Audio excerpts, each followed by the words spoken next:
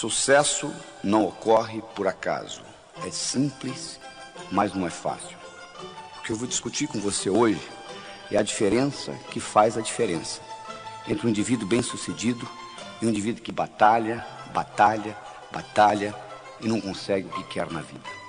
Para fazermos isso, eu vou começar definindo o que é sucesso. Sucesso é conseguir o que você quer, o que é diferente de felicidade. Felicidade é querer o que você conseguiu. Para você ser feliz, você não precisa de mais nada. É só aceitar o que você tem. Isso não lhe impede de continuar almejando outras coisas na vida. Só que, infelizmente, as pessoas, de um modo geral, confundem sucesso com felicidade. E a história vai mais ou menos assim. Quando eu crescer, quando eu passar no vestibular, quando eu me casar, quando eu me divorciar. E o indivíduo passa pela vida igual um gato passa por um telhado de zinco quente. Só sente o calorzinho. Nesse programa, eu não vou lhe ensinar a ser feliz. É só você aceitar o que você tem. Mas eu vou lhe ensinar como conseguir o que você quer. E isto é uma ciência. Do mesmo modo que você aprende física, do mesmo modo que você aprende química, você aprende a ser bem-sucedido na vida. Para ser bem-sucedido na vida é muito fácil. É fazer o que precisa ser feito. Então nós vamos fazer o seguinte, nós vamos analisar aqueles indivíduos bem-sucedidos e descobrir quais as características desses indivíduos que fazem a diferença. E vamos incorporar isso no seu cérebro. E com isso você terá a chance também de ser bem-sucedido. Viveu nos Estados Unidos um indivíduo de nome Andrew Carnegie. O senhor Andrew Carnegie nasceu na Escócia. Ele era, na época dele, provavelmente o homem mais rico do mundo. Ele trabalhava no mundo do aço. Um dia, Andrew Carnegie, em uma das suas reflexões, ele teve um insight. Ele teve uma ideia. Ele disse, um dia eu vou morrer como todos nós morremos. Eu vou deixar muito dinheiro para o mundo, como de fato ele deixou. Ele deixou o dinheiro que construiu o Carnegie Hall em Manhattan, em Nova York. Ele deixou o dinheiro por construir a Carnegie Mellon University nos Estados Unidos. Mas ele disse, eu gostaria de deixar mais do que dinheiro. Eu gostaria de deixar essa habilidade que eu tenho, de tudo que eu coloco a mão, vira ouro. E ele então resolveu criar o que se chama a ciência do sucesso. E ele começou a procurar alguém que estivesse disposto a trabalhar com ele nesse projeto por 25 anos. Uma noite ele estava numa festa e ele conheceu um jovem de 19 anos de idade, de nome Napoleon Hill. E ele ficou impressionado com a inteligência desse jovem. E ele propôs a este jovem fazer esse trabalho de 25 anos, desenvolvendo a ciência do sucesso. Napoleon Hill foi para casa, pensou no assunto, avaliou, voltou e disse, eu aceito.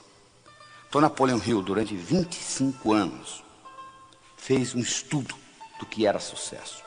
Ele teve a oportunidade de entrevistar 16 mil pessoas.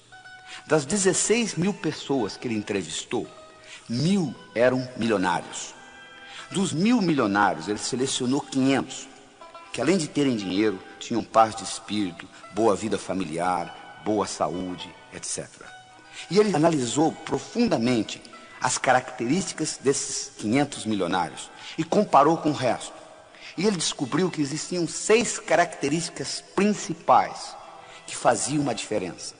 E essas características são uma boa autoestima, uma boa habilidade de se comunicar, uma boa habilidade de estabelecer metas, de saber o que você quer, uma atitude positiva, uma dedicação ao trabalho e uma ambição sadia.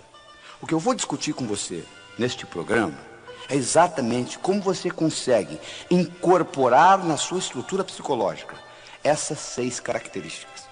Você pode imaginar como se fosse uma escada, onde cada uma dessas características constitui um degrau da escada. E essa escada não leva a nada. Por que ela não leva a nada? Porque a escada do sucesso está sempre em construção. Não tem essa história de chegar. O que vale não é a chegada, o que vale é a caminhada. Então, são características que você vai incorporando. E uma coisa mais, do ponto de vista didático, eu vou dividir para você em 6 degraus, em 6 etapas. Mas do ponto de vista real, é como se fosse um jogo de xadrez. Quem joga xadrez sabe, se você mexer numa peça do xadrez, Você não mexeu numa peça, você mexeu no jogo inteiro. Aqui é a mesma coisa. Quando eu melhoro a sua autoestima, a sua habilidade de se comunicar melhora, a sua habilidade de estabelecer metas melhora, etc, etc, etc. Mas do ponto de vista didático, eu vou discutir com você uma de cada vez. Combinado? Muito bem. Então vamos começar com a primeira. Vamos discutir com você autoestima. Gostando mais de você. Se você não gosta de você, o mundo não vai gostar de você. Esta é a verdade. Infelizmente, do modo como nós somos criados, com as repreensões que nós recebemos na infância, estudos feitos mostrando que colocando microgravadores em crianças de 4 anos de idade, para cada elogio eles recebem 9 repreensões. A psicologia moderna mostra que para cada repreensão ser anulada do seu cérebro, você precisa de 7 elogios. E para cada elogio você recebe 9 repreensões durante a sua infância. Imagina o que vai acontecendo com a sua autoestima. Não só isso, você escuta muito não. Até a idade de 8 anos você escuta 100 mil nãos. Não faça isso, não faça aquilo, não faça aquilo, não faça aquilo. Que às vezes naquela época é importante, mas que depois, mais tarde, não tem significado nenhum. Mas você carrega aquilo com você. Conclusão, você chega à idade adulta com a autoestima lesada. Como você tem que continuar vivendo, o que você faz? Você arruma um mecanismo de compensação. Você cria uma máscara. Só que toda compensação traz deformação. Então você termina deformado psicologicamente de uma forma ou de outra. Então o que nós mostramos que a primeira coisa que você tem que fazer é aprender a gostar de você. Você tem que melhorar a sua autoestima. O seu desempenho nunca será maior do que a sua autoimagem. Então, à medida que você melhora a sua autoimagem, você melhora o seu desempenho, tanto pessoal quanto profissional. O bonito disso tudo é que essa autoestima, ela foi codificada no seu cérebro linguisticamente. E do mesmo modo que ela foi codificada linguisticamente, ela pode ser descodificada linguisticamente. Ou seja, você não precisa morrer com a autoestima que você tem, você pode melhorá-la. E você melhora essa autoestima entendendo como que essa autoestima é estruturada em você. O cérebro tem 10 bilhões de células, 100 trilhões de conexões nervosas. E é dividido basicamente em 2 partes, esquerda e direita. O cérebro esquerdo tem funções diferentes do cérebro direito. E existe uma estrutura que liga um hemisfério ao outro. O que acontece é que os indivíduos, de um modo geral, costumam usar muito uma parte do cérebro sem usar a outra. E se você não tiver acesso ao seu hemisfério direito, vai ficar muito difícil você recodificar a sua autoestima, porque ela está ligada ao que nós chamamos na neuroanatomia de sistema límbico. Então eu vou mostrar para você como que você entra nesse hemisfério direito e você consegue melhorar a sua autoestima. Um passarinho para voar precisa de 2 asas. Você nunca vai ver um passarinho voando com a asa só. Um indivíduo, para ser bem sucedido, ele tem que aprender a trabalhar com as 2 partes do cérebro, o hemisfério esquerdo e o hemisfério direito. O hemisfério esquerdo, ele é verbal, ele é lógico, ele é matemático, ele é digital, ele é objetivo. O hemisfério direito, ele é holístico, ele é não verbal, ele é emocional, ele é global. O hemisfério esquerdo ele consegue ver a árvore, mas ele não consegue ver a floresta. O hemisfério direito ele consegue ver a floresta, mas ele não consegue ver a árvore. Então você precisa trabalhar com os 2. Enquanto você aprende a trabalhar com esses 2, que infelizmente na escola você não aprendeu, porque a educação no mundo ocidental é orientada predominantemente para o hemisfério esquerdo, então você tem pouco acesso ao hemisfério direito, e 99% do seu poder está a nível inconsciente, porque o hemisfério esquerdo é apenas a ponta do iceberg. Porque o poder, 99%, está no hemisfério direito, está a nível inconsciente. Se você não tem acesso a isso, você não tem acesso a uma grande parte do seu poder pessoal como ser humano. E além disso, você não consegue recodificar coisas que você codificou na infância. Então eu vou lhe mostrar como isso funciona e como você consegue penetrar nesse hemisfério direito e fazer uma modificação nessa estruturação. E com isso, a sua autoestima vai mudar. No momento que a sua autoestima mudar, o seu desempenho vai mudar, ou seja, você vai melhorar o seu dia a dia. E com isso, a sua vida vai melhorar. Então vamos trabalhar nisso. Primeira coisa que você tem que entender é o seguinte: você, para entrar no hemisfério direito, os seus músculos têm que estar relaxados. Você não consegue entrar no hemisfério direito com a musculatura contraída. Então você tem que aprender um processo de relaxamento. Nem que seja um relaxamento de 3, 4 minutos. Mas você tem que aprender a dar uma desligada. As grandes ideias no mundo vieram do hemisfério direito. Como que o Einstein descobriu a teoria da relatividade? Ele estava deitado numa rede e de repente ele se imaginou viajando num raio de luz e descobriu a teoria da relatividade. Como que Arquimedes descobriu o princípio de Arquimedes? Ele estava deitado numa banheira, tomando banho, e de repente a ideia veio, e ele correndo nu na rua, eureka, eureka, eureka, achei, achei, achei. Porque o jeito como Arquimedes descobriu o princípio de Arquimedes é porque ele trabalhava para um rei, e o rei deu a ele a incumbência de descobrir se a coroa que o rei tinha ganho de presente era uma coroa totalmente de ouro, ou se tinha prata misturada, mas ele tinha que descobrir isso sem destruir a coroa. E ele levou essa ideia para a banheira, ele tomando banho, de repente ele descobriu como que ele conseguiria fazer isso sem destruir a coroa. E daí veio o princípio de Arquimedes. Mas o que eu estou querendo dizer é o seguinte: as grandes ideias vêm desse hemisfério direito. E você geralmente tem que estar num processo de relaxamento para que você penetre nessa parte do seu inconsciente que representa 99% do seu poder. Às vezes, em momentos de dificuldade na sua vida, você já entrou nisso. Tem um caso interessante que eles contam de uma senhora que dirigia numa estrada do Texas. Ela dirigia uma picape e a picape furou o pneu. E ela foi trocar o pneu da picape. E nisso que ela estava trocando o pneu, o macaco desceu de novo. Só que ela não percebeu, ela tinha um filho de 4 anos de idade, que saiu da cabine e entrou debaixo da picape. Na hora que o macaco enguiçou, o menino ficou preso debaixo da picape. Ela foi lá e levantou essa caminhonete. Ela com 50 quilos. Mas de onde que vem essa força? Vem do inconsciente. Do mesmo modo que essa força física foi gerada dessa parte do cérebro, nessa situação difícil, existe uma força mental também que vem do inconsciente, que você consegue despertá-la. Uma outra técnica importantíssima para você desenvolver a sua autoestima é a habilidade de visualização. Você ter essa habilidade de visualizar as coisas. Uma visualização bem feita, o cérebro não sabe se aquilo realmente aconteceu ou você só pensou. Eles fizeram um estudo na Universidade de Yale, no estado de Connecticut, nos Estados Unidos, onde eles pegaram um grupo de 30 estudantes, dividiram em 3 grupos, A, B, C, mas antes de dividir em grupos, eles pegaram os 30 estudantes, deram 10 balas, uma pistola para cada um, colocaram um alvo e cada um deu 10 tiros. E eles marcaram o placar. Depois, aleatoriamente, eles dividiram os estudantes em 3 grupos, A, B e C. O grupo A viria ali 5 vezes por semana, 20 minutos por dia, durante 6 semanas, praticando atirar no alvo. O grupo B faria a mesma coisa, ou seja, 5 vezes por semana, 20 minutos por dia, durante 6 semanas, com a finalidade de ficar ali imaginando que estava atirando, só imaginando, não tinha revólver na mão não. O terceiro grupo viria ali e ficaria ao mesmo tempo conversando, batendo papo. 6 semanas depois eles foram retestados.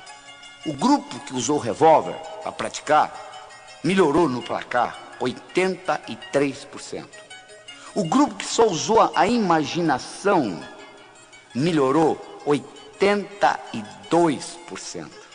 O grupo que não usou nada, nem o revólver, nem a imaginação, não melhorou absolutamente nada. Provando que o revólver era nada mais, nada menos um instrumento para você imaginar, para você focalizar a sua mente. Olha o poder da visualização, é impressionante. E isso não é ensinado na escola. Você pode modificar muita coisa dentro de você à medida que você aprende a visualizar. O processo simples que eu ensino é o seguinte: você pega uma maçã na mão esquerda, uma laranja na mão direita, coloca na altura dos seus olhos, fecha os olhos, imagina a laranja e a maçã. Se você tem dificuldade, você abre os olhos, dá uma coladinha, torna a fechar, e com isso você vai começando a treinar, que é uma habilidade que você tem que treinar. A outra coisa importante para você desenvolver a sua autoestima é você sorrir.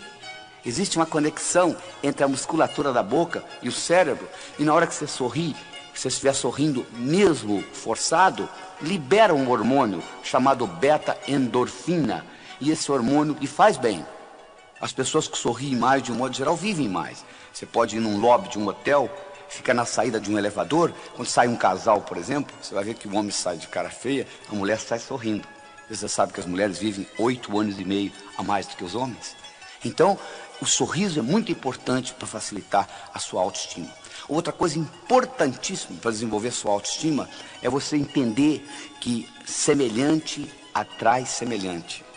Se você abrir a torneira da sua cozinha, sai água. A água vai para o esgoto. O esgoto vai para o rio. O rio vai para o mar. Água vai para a água. Ódio vai para quem tem ódio. Amor vai para quem tem amor. Não é verdade? Sucesso vai para quem tem sucesso. Não é verdade? Sucesso vai para quem tem sucesso. Então é importante, de vez em quando, você parar e você começar a analisar o seguinte: quais foram os grandes sucessos que eu tive na minha vida? O que eu fiz até hoje de importante? E no momento que você começa a se concentrar naquilo que você fez de importante, você vai perceber o seguinte, que trazendo aquela imagem para o seu cérebro de sucesso, aquilo vai atrair mais sucesso. Interessante, né? Aquilo vai atrair mais sucesso. Semelhantes atrai semelhantes. Outra coisa importante para você desenvolver a sua autoestima é você ter essa habilidade de entender que falha faz parte do processo. Como é que você aprendeu a andar? Você levantou, caiu, levantou, caiu, levantou, caiu, até que um dia você andou, não é verdade? Então, tudo que você vai fazer na vida, entre a sua realidade e a sua visão, vai ter etapas. Essas etapas, às vezes você não vai fazê-las certas da primeira vez. Mas não existe o errado, existem etapas. Conta-se que uma vez um amigo do Thomas Edison estava conversando com ele e disse: "Ô Thomas, eu não entendo o que você faz. Você já testou 10.000 substâncias e elas não funcionaram para você criar essa lâmpada incandescente que você está criando. Por que você não desiste? Já errou 10.000 vezes." Thomas Edison: "Não, você está enganado. Eu não errei 10.000 vezes. Eu excluí 10.000 coisas que não funcionam. Ou seja, eu usei isso como etapa." A outra coisa importante para você desenvolver a sua autoestima é você ter a habilidade de doar-se. Fazer coisa independente de dinheiro. Fazer coisa pelo prazer de fazê-la. Eu não tenho nada contra o dinheiro. Eu trabalho nisso, com livro de prosperidade, etc. Mas eu acho que você tem que fazer as coisas na vida, às vezes, independente do interesse financeiro. Só pelo prazer de manifestar aquilo no universo. E aquilo lhe dá uma satisfação tão grande que você desenvolve a sua autoimagem com isso. Outra característica importante do desenvolvimento da autoestima é o seguinte: se você vive em terreiro de peru, não espere voar com águias. É verdade? Se você vive em terreiro de peru, não espere voar com águias. Se os seus amigos são amigos negativos, que puxam você para baixo, é muito difícil você deslanchar na vida. Já é difícil nadar contra a correnteza, principalmente com peso no pescoço. Então é importante você entender que você tem que procurar amizades de pessoas do seu nível ou melhor do que você. Porque você terá espelho, você terá pessoas para você modelar, imitar e, consequentemente, crescer. Se você se liga a indivíduos que estão pior do que você, o que vai acontecer é que vão puxar você para baixo. Então, se você vive em terreiro de peru, é muito difícil você aprender a voar com águias. E, finalmente, uma característica importante na autoestima são as suas qualidades. Você tem que sempre focalizar naquilo que você é bom e não naquilo que você é ruim. Se você tem 1,70 m, você nunca vai ser um excelente jogador de basquete.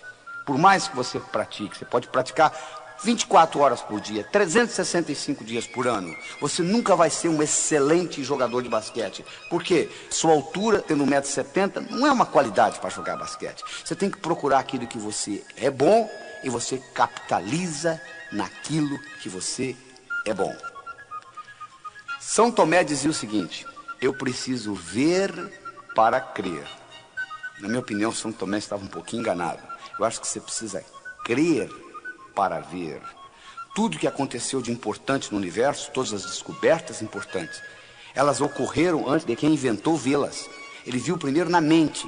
Então, se você tem que ver para crer, pouca coisa vai acontecer na sua vida, que você tem que sempre presenciá-la primeiro para depois imitá-la. Você já pensou se todo brasileiro tivesse essa atitude? Eu só acredito que a crise brasileira vai passar o dia que ela passar. E todo mundo falasse do mesmo jeito, todo mundo ia ficar de braço cruzado, esperando essa crise passar. É verdade? Então o que você tem que fazer é o seguinte: você tem que crer para ver. Este é que é o segredo. Você tem que acreditar primeiro e depois colocar em prática.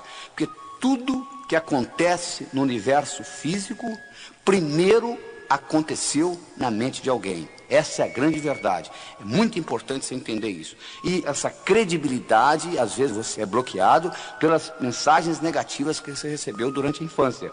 Eu faço uma analogia muito interessante, é o seguinte: imagine aí imagine um jarro, e você põe uma pulga dentro desse jarro e você tampa o jarro. Imaginou? Agora, a pulga não vai gostar de ficar nesse jarro. Ela vai pular para sair do jarro. Então ela pula, ela bate na tampa, volta, bate, volta, bate, volta. Chega uma hora que a pulga vai cansar. Então ela vai pular mais baixo um pouquinho. Quando a pulga começar a pular mais baixo um pouquinho, você pode ir lá e destampar a tampa do jarro, que a pulga nunca mais vai pular fora do jarro. Você não acredita? Faça a experiência aí para você ver o que vai acontecer. Mas você não precisa fazer a experiência. Você está lembrado como é que eles treinam o elefante no circo? Eles pegam um elefante bebê, amarram uma corda no pescoço dele, amarram numa árvore. O elefante tenta sair, não consegue, tenta sair, não consegue, tenta sair, não consegue, até que o elefante desiste. No momento que o elefante desistiu, ele agora está condicionado. Quando ele é adulto, agora a única coisa que o palhaço tem que fazer é amarrar uma corda no pescoço dele e amarrar na perna do tamborete. E ele continua pensando que ele está amarrado numa árvore. Interessante, né? Porque ele está condicionado. Você não precisa ir ao circo. Olhe no espelho. É verdade. Tem muita coisa que você foi condicionado que hoje está obsoleto. Quando você tinha 7 anos de idade, sua mãe disse: não atravesse a rua sozinho. Perfeitamente. Quando você tinha 7 anos, aquilo era importante. Agora já não é tão importante. Agora você tem que atravessar sozinho. Bom, isso aí você já superou. Mas existem muitas outras crenças, muitas outras limitações que foram impostas pelos seus pais em você, com a melhor das intenções, que estão lhe bloqueando, e estão bloqueando essa sua habilidade de crer para ver. É isso que você tem que aprender a desenvolver, porque o seu cérebro trabalha ciberneticamente. O que é isso? Para quem não sabe o que é cibernética, cibernética é a disciplina que estuda sistemas autônomos. Se você coloca um termostato no ar-condicionado de uma sala, e vamos supor que você coloque 22 graus Celsius, a temperatura da sala vai ficar mais ou menos em torno de 22 graus Celsius, independente da temperatura lá fora. E como que isso vai ser feito? Vai ter um sensor que vai detectar a temperatura da sala e vai dizer o ar-condicionado para ligar ou desligar. Então, quando eu coloco um termostato no ar-condicionado de uma sala, eu coloquei inteligência numa máquina. O ar-condicionado passa a pensar em ligar e desligar independente da minha interferência. O seu cérebro funciona do mesmo jeito. Você tem termostatos. Você tem um termostato para dinheiro. Você tem um termostato para saúde. Você tem um termostato para amizades. Você tem um termostato para vida profissional. Você tem um termostato para vida familiar. E você vai obter no seu dia a dia mais ou menos aquilo que você tem no seu termostato. Você quer mudar o seu dia a dia? Mude o seu termostato. Eu tenho uma história interessante do indivíduo, uma história verdadeira nos Estados Unidos.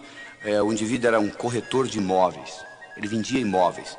Era um brilhante, um cara de boa aparência, boa inteligência, boa educação, boa comunicação, conhecia o assunto.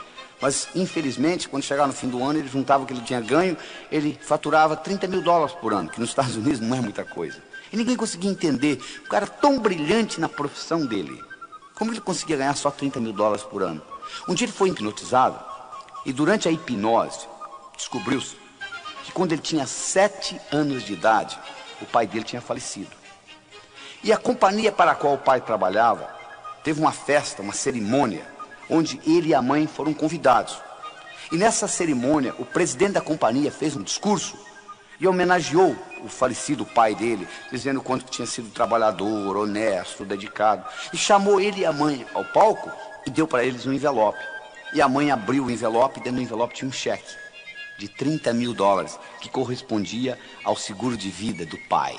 E aquele menino com 7 anos de idade, olhando aquilo, fez a seguinte decisão: um homem honesto, trabalhador, decidido, vale $30 mil por ano. Só que ele completou por ano.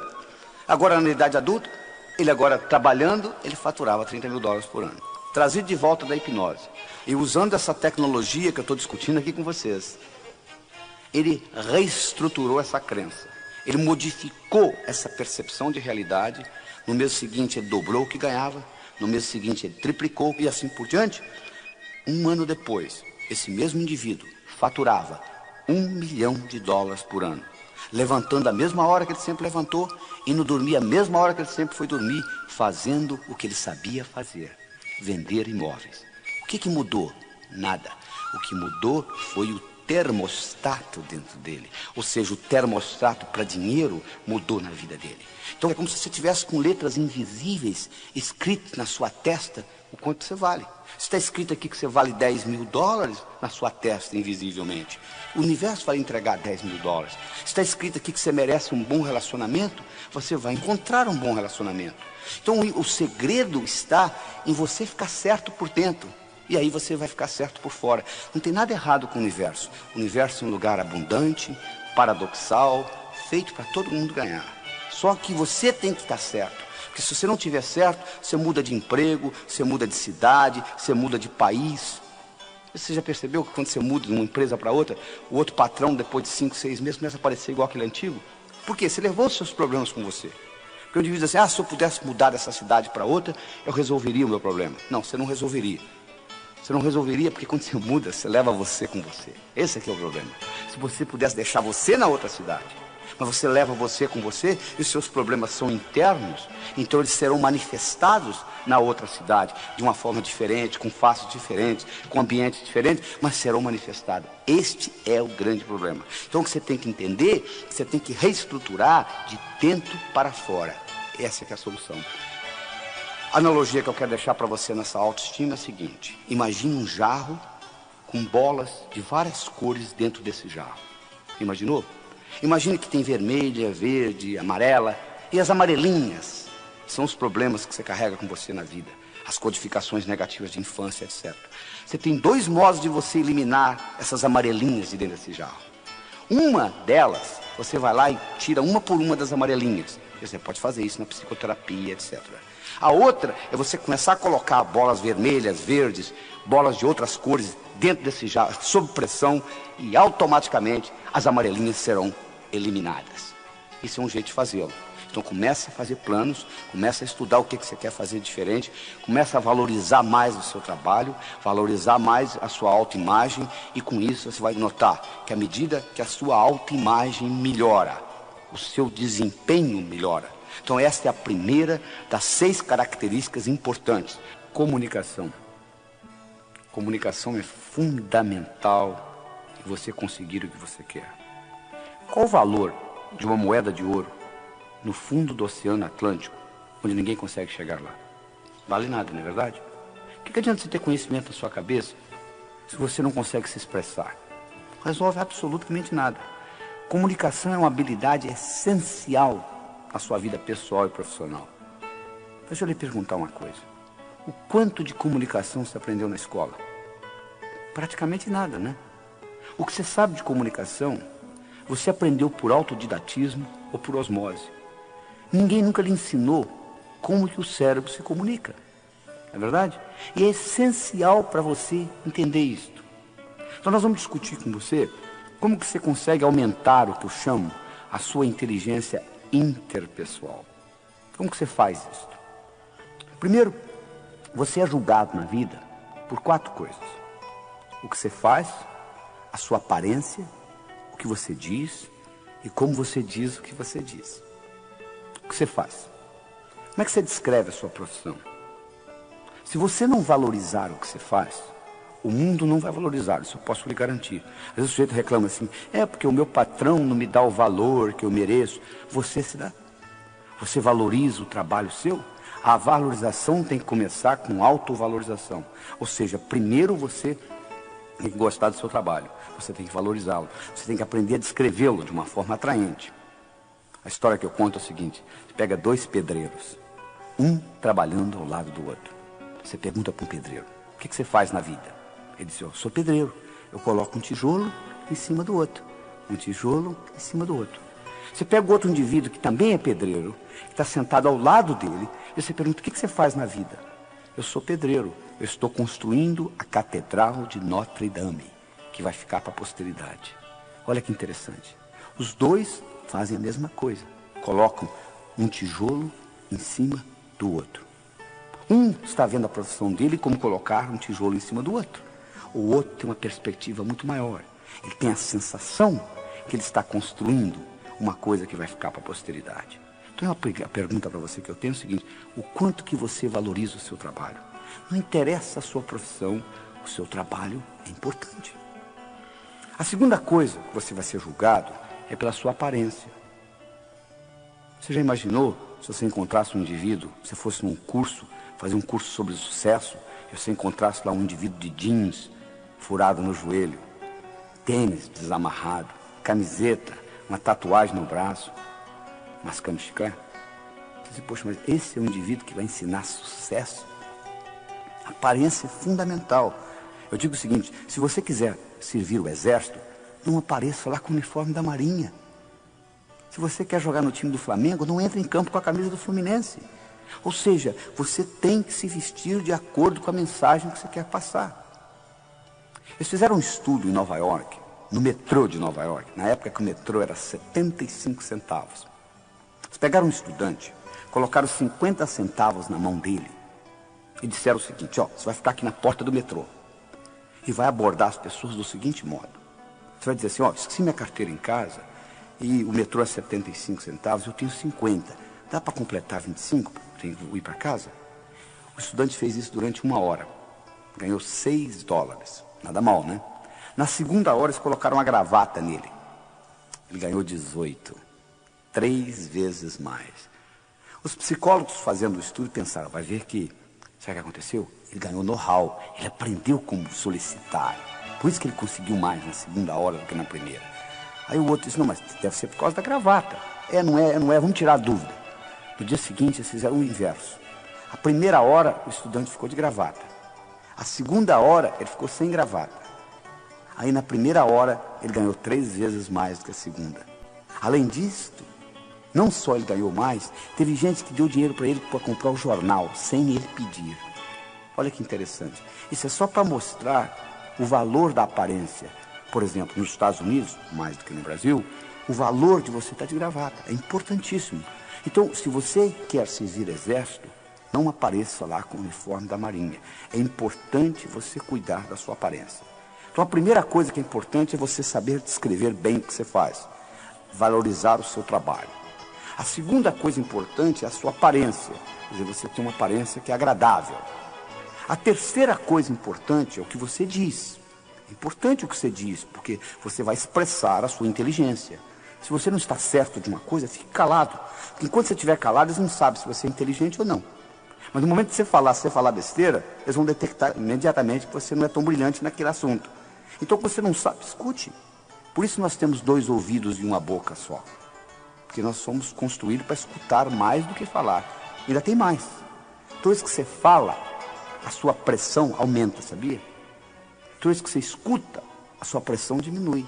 Então existe um reflexo cardiovascular entre você falar e ouvir. Quando você fala, a pressão sobe.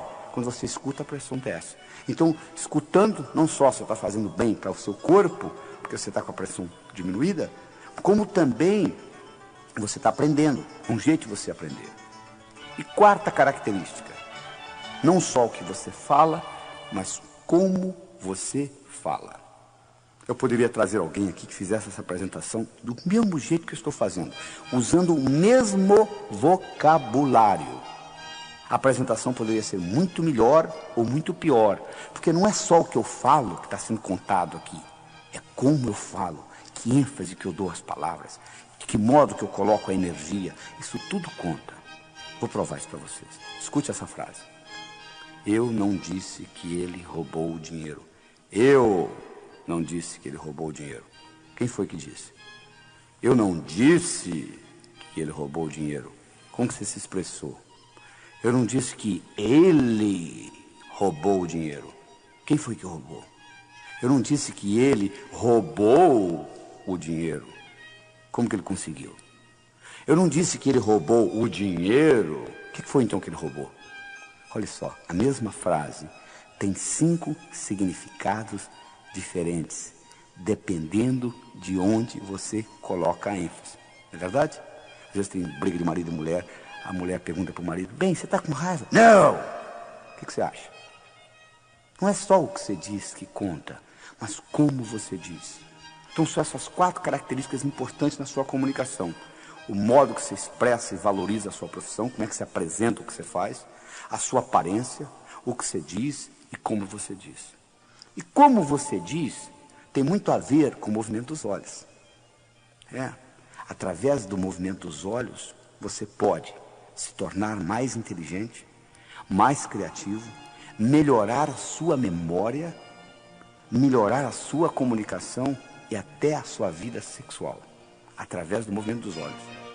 Você pode movimentar seus olhos em 9 posições diferentes. Você pode olhar para cima, para a esquerda, para o centro, para a direita. Você pode olhar na horizontal, para a esquerda, para o centro, para a direita. Você pode olhar para baixo, para a esquerda, para o centro, para a direita. Vou repetir aí, olha só. Você pode olhar para cima, para a esquerda, para o centro, para a direita. Você pode olhar na horizontal, para a esquerda, para o centro, para a direita. Você pode olhar para baixo, para a esquerda, para o centro, para a direita. Vamos esquecer as posições centrais que não tem nada a ver com essa nossa apresentação aqui de hoje. Sobram 6 posições. Você pode olhar para cima, para a esquerda, para a direita. Você pode olhar na horizontal, para a esquerda, para a direita. Você pode olhar para baixo, para a esquerda, para a direita. De acordo com a posição do olho, você vai ativar áreas diferentes dentro do seu cérebro. É verdade. Então, vamos explicar isso melhor. O abecedário do pensamento tem 3 letras. O que é isso? É o seguinte: todo pensamento que você tem, por mais simples ou complexo que ele seja, ele pode ser desmembrado em 3 componentes, que eu chamo de letras do pensamento: imagem, som e sentimento. Vou provar isso para você. Recorde alguma coisa agradável que ocorreu no seu passado. Então, olha aí, veio uma imagem no seu cérebro, com ou sem sons, dependendo do que aconteceu lá, o barulho do mar, o vento, ou a música, ou alguém conversando, não é verdade? E a sensação é agradável, porque eu solicitei um evento agradável. Todo o pensamento, por mais simples ou complexo, você pode desmembrá-lo em imagem, som e sentimento. É assim que o cérebro trabalha. Ora, o interessante é que através do movimento dos olhos, você consegue perceber se a pessoa dentro do cérebro está trabalhando com imagem, com som ou com sentimento, naquele momento. Então, quando eu olho para os seus olhos, eu não sei o que você está pensando, mas eu sei como que você está pensando. Ou seja, com imagem, som ou sentimento. Olha que interessante. Se você olha para cima, você está trabalhando com imagens dentro do seu cérebro. Vou fazer um teste, olha só. Qual foi a cor da blusa ou da camisa que você usou antes de ontem? Tente recordar da cor da blusa ou da camisa que você usou antes de ontem. Você percebe, olha como é que seu olho subiu, olha aí, que interessante. Na hora que você faz essa pergunta para o seu cérebro, você percebe que seu olho sobe. Sobe por quê? Porque você vai ter acesso à cor da camisa através de imagem. Então seu olho vai subir. Se o seu olho sobe para a esquerda, você está lembrando coisas que você já sabe. Se o seu olho sobe para a direita, você está criando coisas novas no seu cérebro. Presta atenção nisso que eu vou falar. Pense num elefante roxo, de cauda vermelha e orelhas amarelas. Elefante roxo, de cauda vermelha e orelhas amarelas. Olha o que acontece com o seu olho quando você começa a visualizar. A tendência é ele subir para cima, para a direita. Porque você nunca viu um elefante com essa cor. Você tem que criar isto no seu cérebro. Ora, você aprendeu então que quando você trabalha com imagens, os seus olhos sobem. Para a direita, criando coisas novas. Para a esquerda, recordando. Eu disse para vocês que através do movimento dos olhos você pode melhorar a sua memória. Claro que você pode. Se eu estou querendo lembrar uma imagem de alguém, estão lembrados do João? O João, quem que é o João? O João. Aí você olha, lembrei. Por que você lembrou? Porque você coloca o olho na posição certa, ou seja, para cima, para a esquerda. E aí você lembra, porque você ativa a parte do cérebro que tem a memória visual. Se você é um pintor e você está querendo criar um quadro, e se você trabalha olhando para cima, para a direita, a sua criatividade vai aumentar, automaticamente, porque você está ativando aquela parte da criatividade visual.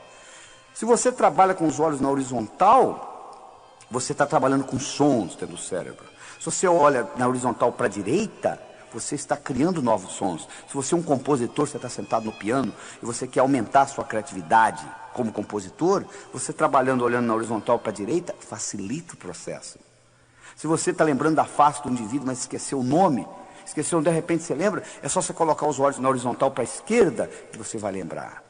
Se você olha para baixo, para a esquerda, você está conversando com você mesmo, essa voz aí que está, que voz? Essa que está perguntando que voz? Está aí atrás da cabeça, fazendo comentários daquilo que eu vou falando. Se você olha para baixo, para a direita, você tem sensações do corpo e sensações de emoções. Então eu estou mostrando que através do movimento dos olhos, você consegue ter a melhor ideia do que está acontecendo dentro do cérebro. Ora, se eu estou conversando com você, e eu percebo que seus olhos subiram, eu não sei o que você está pensando, mas eu sei como que você está pensando, usando imagens. Se agora eu uso a minha palavra para encaixar nisto, e eu falo assim, você está vendo o que eu estou falando? Quando eu coloquei a palavra vendo, e o seu canal visual está aberto, essa palavra encaixa direitinho. É a mesma coisa que está entrando raios de televisão onde você está, mas você não está conseguindo captá-los porque você não está com o receptor ligado. No momento que você ligar naquele canal, você pega. Ora, se eu encontrei o canal aberto e eu solto a palavra vendo, isso tem um impacto no seu cérebro muito maior que se eu tivesse soltado uma palavra auditiva. E a partir daí, eu começo a me tornar um melhor comunicador. Isso nós vamos discutir no outro programa, numa outra fita da comunicação global, aumentando sua inteligência interpessoal, onde nós vamos mostrar em mais detalhes como que você aumenta isso. Mas o que eu quero mostrar aqui é que para você ser bem sucedido, você tem que melhorar a sua habilidade de se comunicar. E isso não foi ensinado na escola, entende? O que você aprendeu de comunicação, você aprendeu por intuição, por osmose, copiando os outros. Mas o que eu estou lhe mostrando aqui é que o cérebro tem um mecanismo de se comunicar. E no momento que você aprende isso, a sua habilidade, o seu poder pessoal aumenta e o que você tem para conseguir na vida muda. Então é muito importante você entender que comunicação é fundamental, é essencial. Eu vou repetir aquilo que eu falei no começo. Qual o valor de uma moeda de ouro no fundo do Oceano Atlântico, onde ninguém chega lá? Não adianta nada. Não adianta você ter conhecimentos brilhantes dentro do seu cérebro se você não consegue se comunicar com o mundo. Não é verdade? Então é isso que está aí. Então nós já discutimos duas coisas. Duas características que fazem a diferença, não é isso? Entre os indivíduos bem-sucedidos e aqueles que batalham, não conseguem o que é na vida. Uma delas foi a autoestima, e eu mostrei para você que você pode mudá-la. E a segunda é a comunicação. Eu estou mostrando para você também que você pode mudá-la. Você não vai num berçário e diz aquele ali vai ser um bom comunicador, aquele não vai, aquele não vai. Comunicação é programação. Então nós estamos melhorando a programação e melhorando a comunicação das pessoas através desse processo. Vamos discutir uma terceira coisa. Metas. E como que nós transformamos sonhos em metas. Tem gente que nem sonha mais, já parou de sonhar. Tem gente que sonha a vida inteira. Mas como que você consegue transformar sonhos em metas? Bom, quando você terminar de escutar essa fita, você vai fazer outra coisa, não vai? Provavelmente você já sabe o que é, não é? Agora deixa eu lhe perguntar uma coisa. O que você vai fazer com a sua vida daqui a um ano?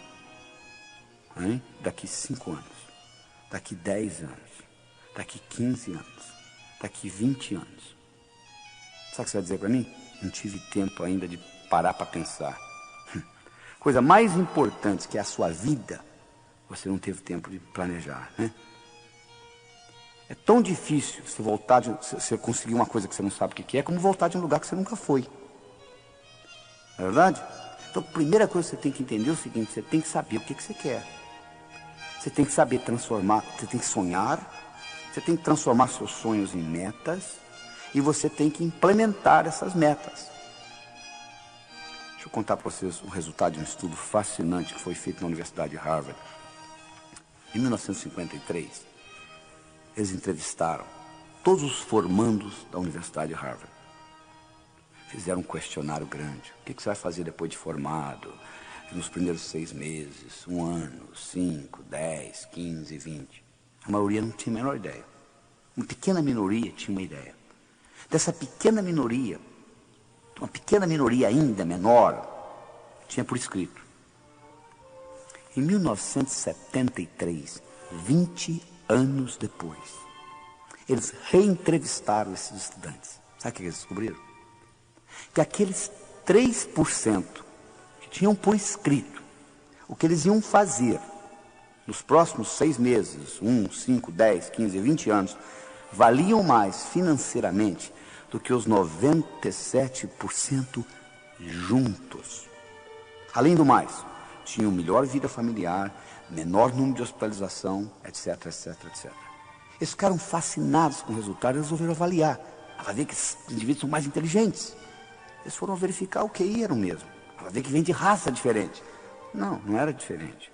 Vai ver que é o background, de que família que veio. Não era. A única diferença que fazia a diferença é que aqueles indivíduos tinham por escrito o que eles iam fazer nos próximos 6 meses, 1, 5, 10, 15, 20. Você tem por escrito? Não, né? Pois é, deixa eu lhe ajudar nessa então, tá?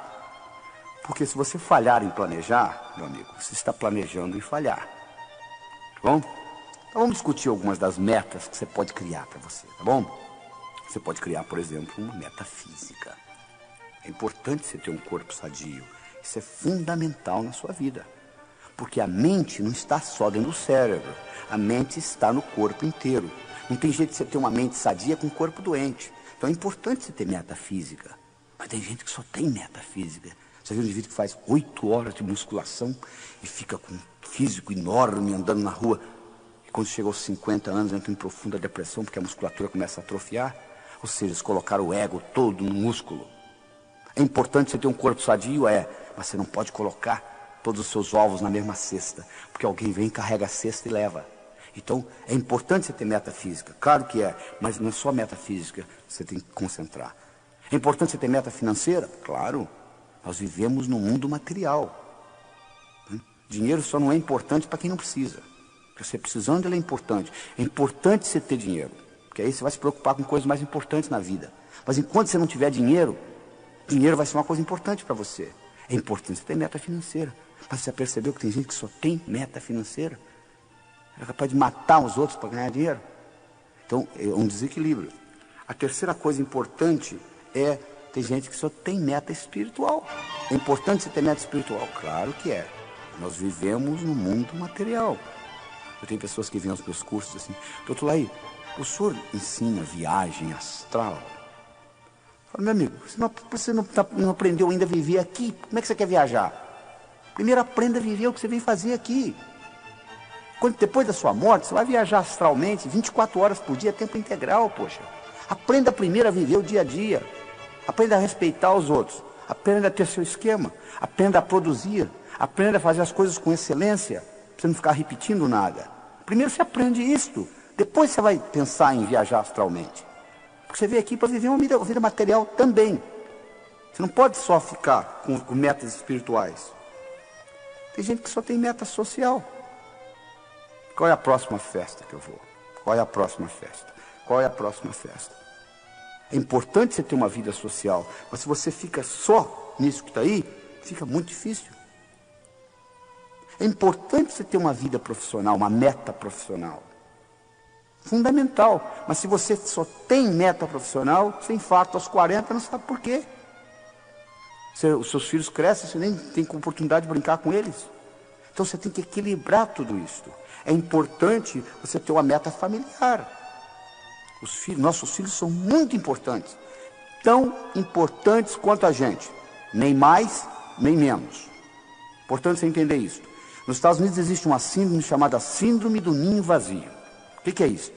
É a mãe de família que se dedica a vida inteira aos filhos. Faz mais nada, só se dedicando aos filhos. Os filhos crescem, vão embora como nós fomos, e elas entram em profunda depressão. Por quê? Colocaram todos os ovos numa mesma cesta. A cesta foi embora. É importante você ter uma meta familiar? Mas faça outras coisas além de cuidar de filhos. Porque os filhos vão crescer, vão embora. E você vai ficar. Então é importante que você tenha outras atividades, outros interesses na vida. Fundamental que você entenda isso. Fundamental. A outra meta que você tem que equilibrar é a meta mental. Tem gente que eu conheço que conhece a enciclopédia britânica de capa a capa. Você pergunta, você fez alguma coisa com esse conhecimento? Por enquanto nada. O que adianta então? Sir Francis Bacon dizia, conhecimento é poder. Na minha opinião, ele estava enganado. Conhecimento é poder em potencial. Conhecimento só se torna poder quando passa do campo do pensar para o campo do agir. É importante você ter meta mental? É. Mas só planejar não adianta. Você tem que colocar em prática. E para colocar em prática, um dos grandes segredos é o seguinte: como que eu transformo um sonho numa meta?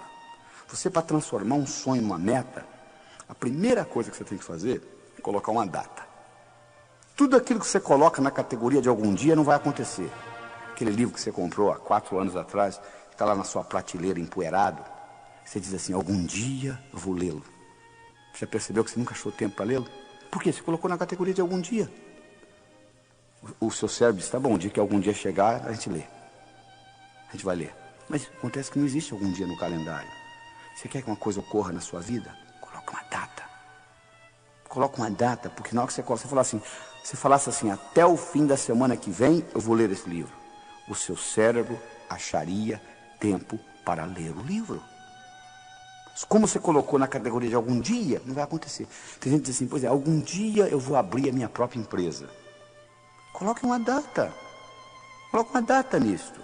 Eu me lembro, em 1980, eu era diretor executivo da Ciba Geiger nos Estados Unidos. Em 1989, eu resolvi sair da companhia. Eu decidi que eu ia sair da companhia no dia 31 de dezembro de 1989. Dia 6 de julho, que era dia do meu aniversário, de 89, eu declarei internacionalmente para todas as companhias que eu viajava no mundo inteiro pela Ciba Geiger, eu declarei o seguinte: no dia 31 de dezembro eu estarei saindo da companhia. E espalhei para todo mundo, para não ter jeito. Quando chegou o dia 31 de dezembro, eu não tinha escolha, eu tinha que sair mesmo, porque senão minha moral ia ficar muito baixa, porque eu tinha falado para todo mundo que eu ia sair. Eu determinei uma data, saí no dia 31 e criei minha própria companhia. Se eu tivesse dito: algum dia eu vou sair da companhia, eu estaria até hoje trabalhando para eles. Então é importante você aprender a transformar os seus sonhos em metas. Deixa eu lhe dar outras características importantes com relação a metas. Primeiro, meu amigo, a meta tem que ser sua. Por que você está estudando medicina? Porque o papai gosta. Então manda seu pai fazer o vestibular de medicina se ele gosta tanto. Você tem que fazer uma coisa que seja sua. Entende? Você goste. A segunda coisa, você tem que estar comprometido, não é envolvido não, é comprometido. As pessoas chegam para mim e dizem assim: como é que faz para ter sucesso como o senhor tem? Eu falo: sucesso é muito fácil, é só fazer o que precisa ser feito. É que as pessoas não estão dispostas a fazer o que precisa ser feito. Aí não acontece nada. Nada ocorre na sua vida sem a sua participação.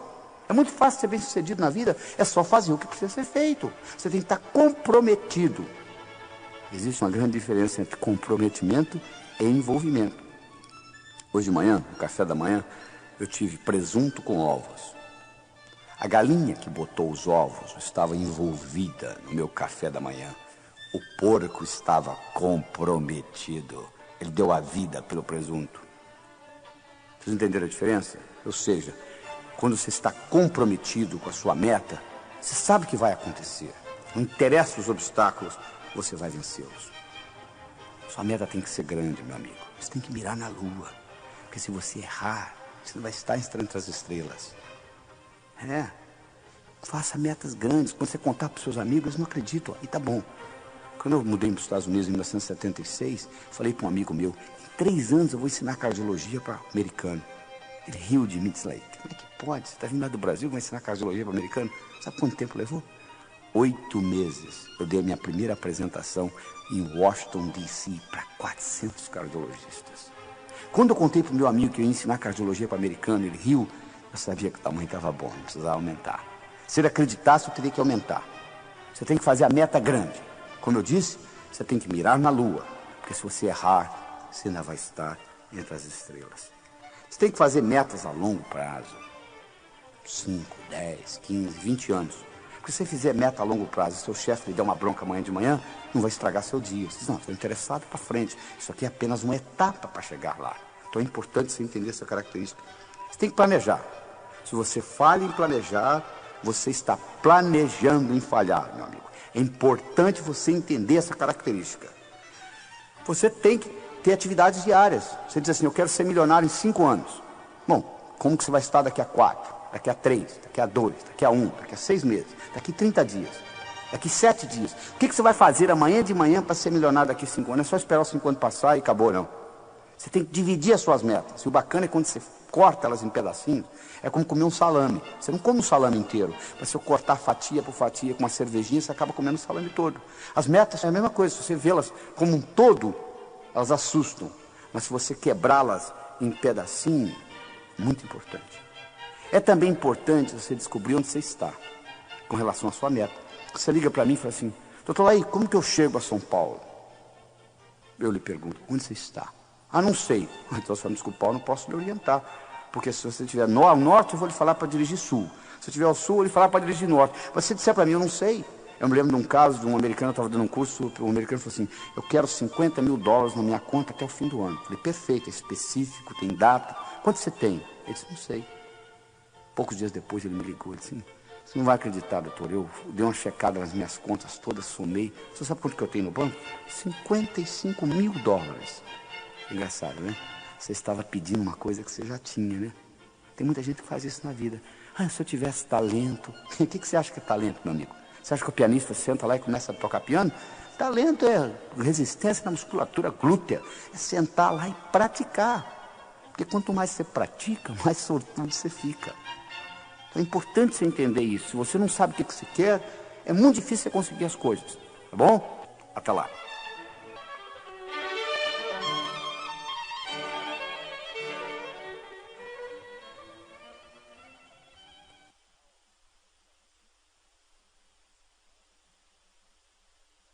Agora vamos discutir a quarta característica do que Napoleão Hill encontrou naqueles 500 milionários. E essa característica é a atitude. A atitude que você tem com relação às coisas. Se eu lhe apresento um copo pela metade de água, você pode vê-lo metade cheio ou metade vazio. O copo está pela metade. Você pode enfatizar no que tem ou no que está faltando. Os indivíduos bem-sucedidos, de um modo geral, eles têm a tendência de ter o foco naquilo que tem, não naquilo que está faltando. Ou seja, eles têm uma atitude positiva. Para você entender isso bem, você tem que entender que o que conta não é o que acontece, mas sim como você responde ao que acontece. Isso é que conta. É importante você entender isso.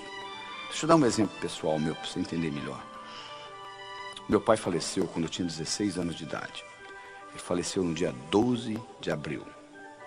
Eu tenho uma filha de 11 anos, de nome Christine, e ela nasceu no dia 12 de abril. E eu ficava naquele dilema, quando chegava o dia de aniversário dela, eu ficava naquele dilema. Eu devo ficar triste, porque é aniversário de morte do meu pai, ou devo ficar alegre, porque é aniversário de nascimento da minha filha? Eu tinha aquele dilema comigo. Um dia eu voltando do cinema com a mãe dela, e ela me perguntou: quando foi? Que mês que seu pai faleceu? Eu falei: abril. Que dia? 12. Ela falou: não é interessante? O seu pai faleceu no mesmo dia que a Cristina nasceu? Você nunca tinha falado isso? Eu falei: é. Foi interessante. Você perdeu uma pessoa que você gostava tanto, e Deus lhe entregou de volta uma pessoa que você ama tanto. Na mesma data, 12 de abril. Pão! Alguma coisa aconteceu no meu cérebro. A data não mudou. Meu pai continuou falecendo no dia 12 de abril, minha filha continuou nascendo no dia 12 de abril. Mas o modo como eu passei a interpretar o aniversário dela mudou totalmente. Então o que conta na sua vida não é o que acontece, mas sim como você responde ao que acontece.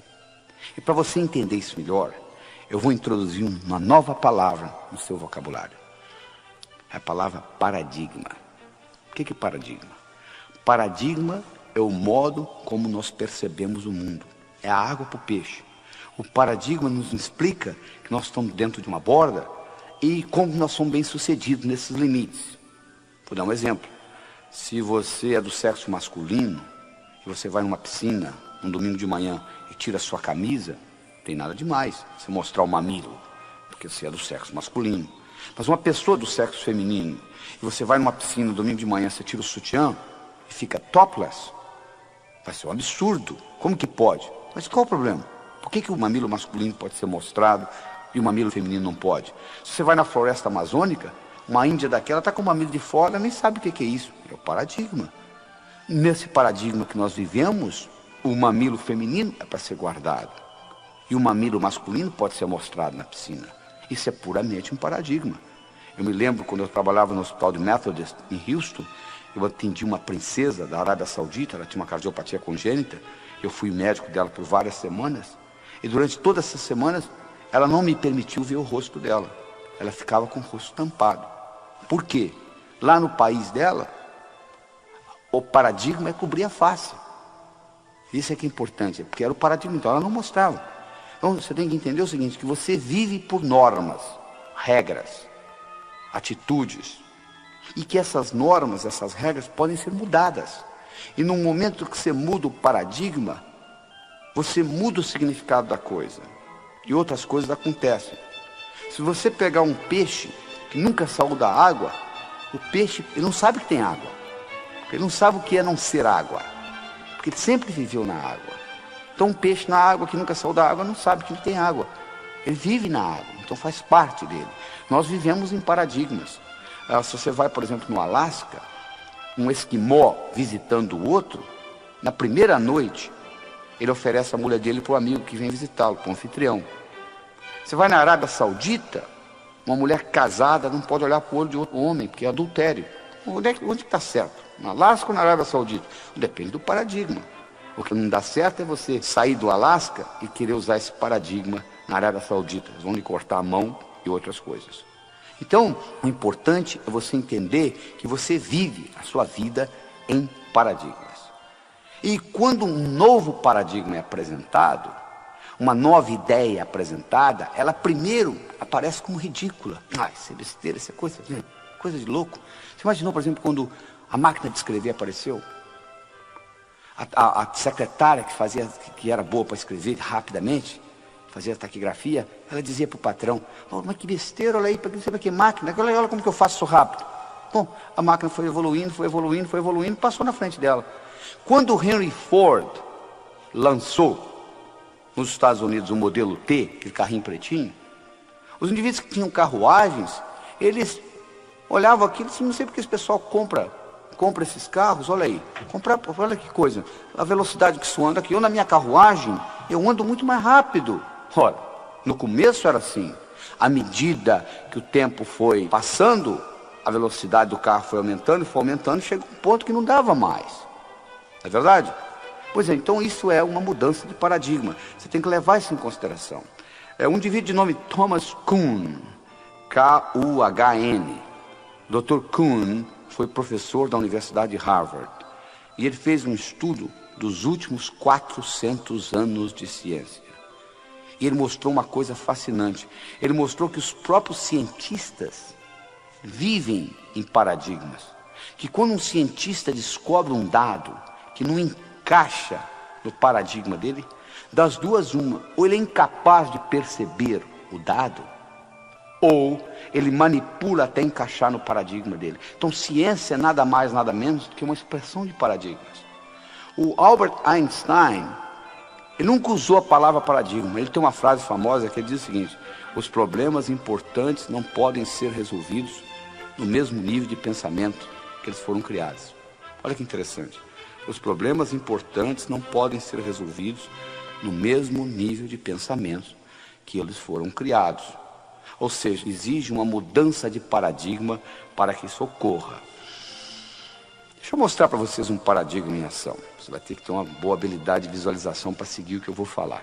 Imagine o seguinte: 3, 6, 9 pontos, dispostos como se fosse num quadrado, onde eles estão no canto, no meio, no outro canto do quadrado, em cima, no meio e embaixo. 3, 6, 9 pontos. Agora pega um lápis e com 4 linhas retas, tenta passar por esses pontos.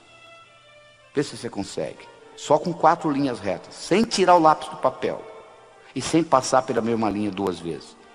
Você vai ver que sempre sobra um, olha aí. Sempre sobra um, sempre sobra um. A não ser que você saia do quadrado. Que quadrado? Você que criou o quadrado.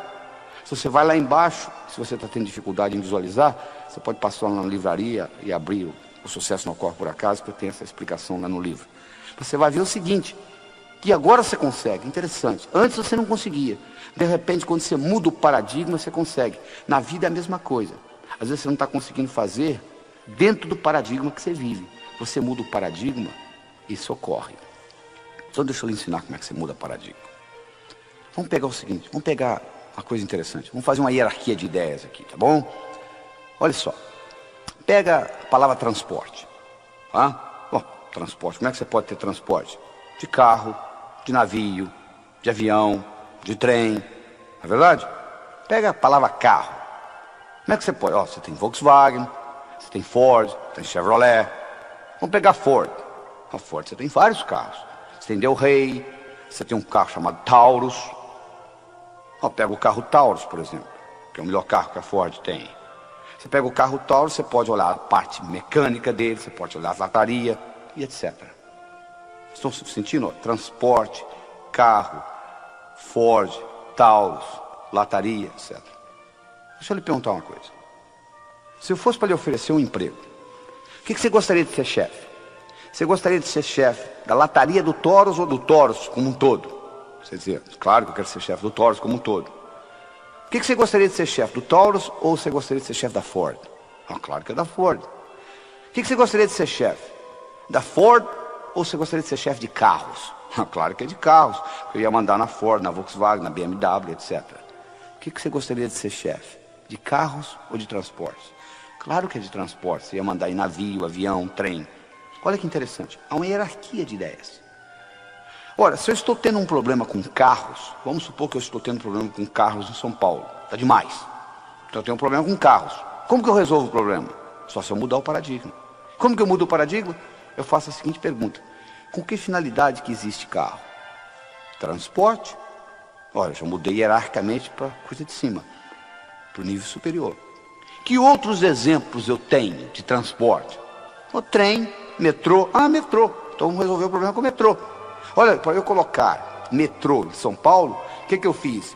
Eu peguei carros, eu subi hierarquicamente, eu vi a coisa de um ângulo diferente, eu fui acima no paradigma, eu desci pelo outro lado. Interessante.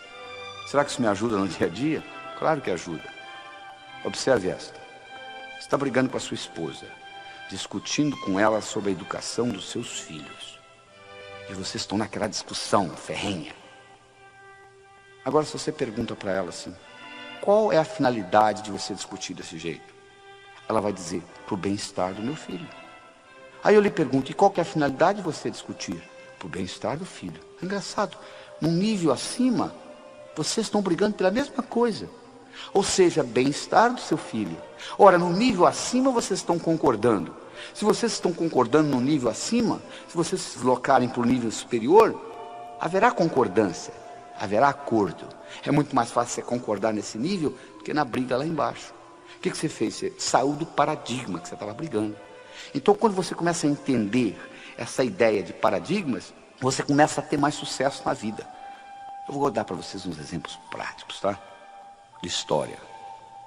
Pegue a palavra Made in Japan, feito no Japão, 1960. Feito no Japão, 1960. Barato, copiado, baixa categoria. Made in Japan, 1990. Feito no Japão nos anos 90. Alta qualidade, caro, né? Olha como é que mudou o paradigma japonês.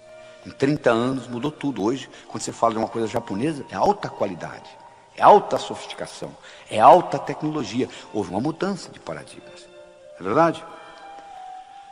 Vamos pegar, por exemplo, o seguinte. Vamos imaginar que eu estivesse conversando com você há 20 anos atrás, tá? E eu lhe fizesse a seguinte pergunta. Qual é o país no mundo que vai continuar dominando o mundo de relógios? Você diria sem nenhuma hesitação, Suíça. Vem fazendo isso há 50, vai continuar fazendo isso há 50, não é verdade? A Suíça, em 1979, ela tinha 65 mil suíços trabalhando no mundo de relógios.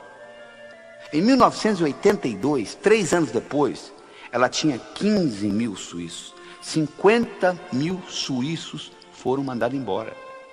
Sabe por quê? Porque o relógio eletrônico foi lançado no mercado pelos japoneses, a Seiko, e pelos americanos, Texas Instrument. A Suíça controlava o mundo de relógio, enquanto o relógio era mecânico.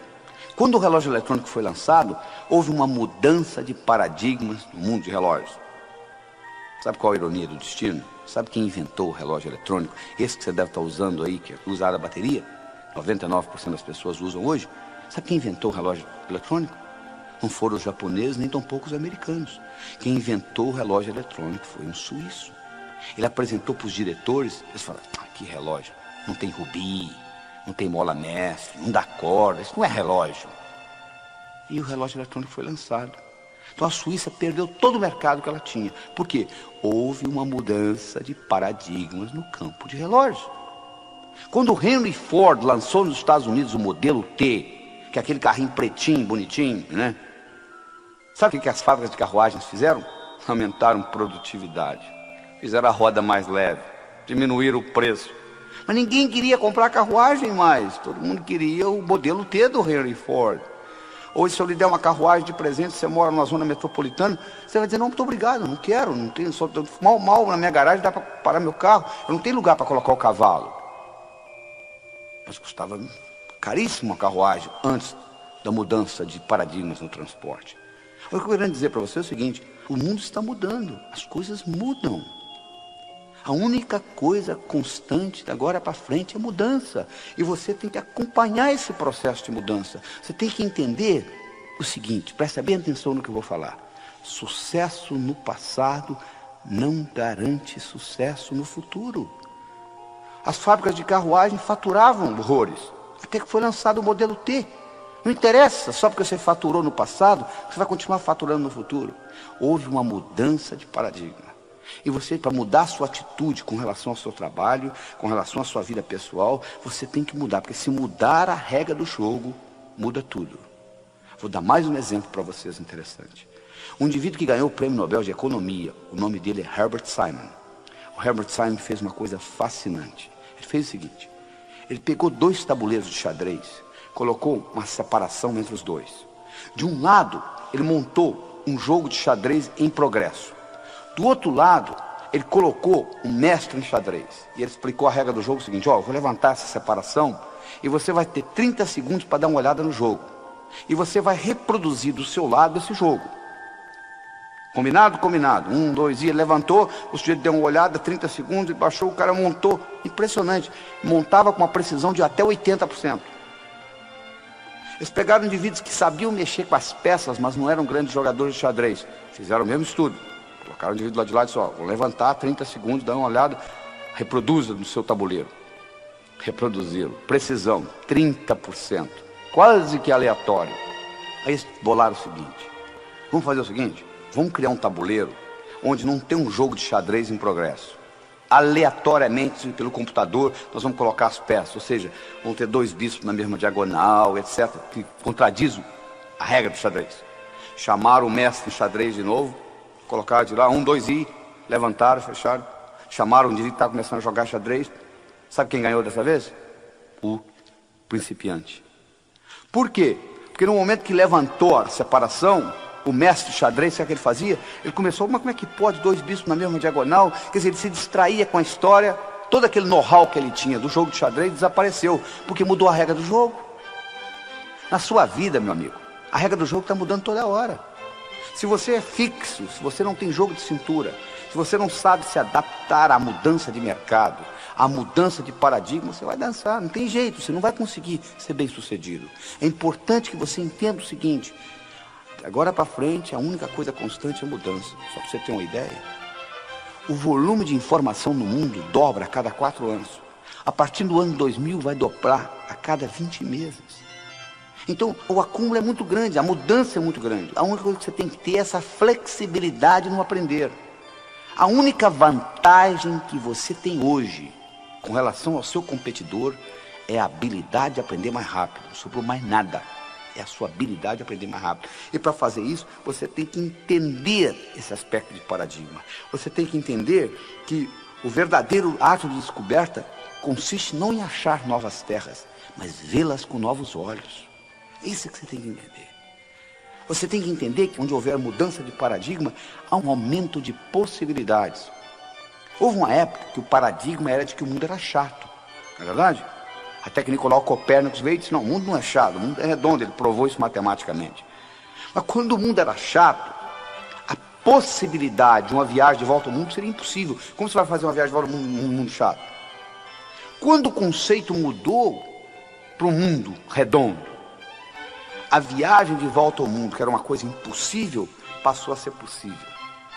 Exatamente na sua vida, igualzinho. O que hoje é impossível na sua vida, é impossível por causa do paradigma que você vive. Então deixa eu lhe dar uma pergunta que você vai levar para casa e vai guardar com você, que é uma das perguntas mais importantes que eu acho. É o seguinte, escreva ela num papel e coloca perto do espelho do banheiro. Quando você vai escovar dente de manhã, você olha para ela.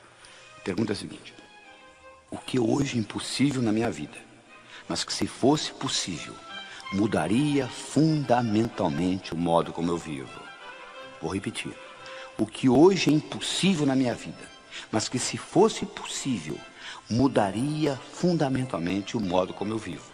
Essa pergunta vai lhe permitir desencadear novas atitudes na sua vida. E desencadeando novas atitudes, você vai incorporar novas tecnologias e novos modos de pensar. Porque Mark Twain tinha um ditado que eu acho que é fascinante.